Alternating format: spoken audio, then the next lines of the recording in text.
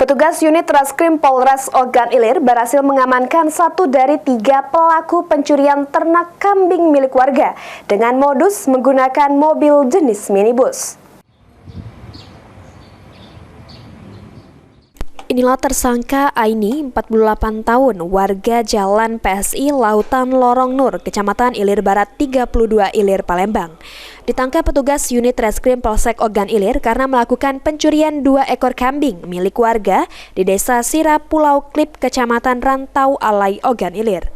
Kasih Humas Polres Ogan Ilir AKP Herman membenarkan penangkapan tersangka atas kasus pencurian ternak.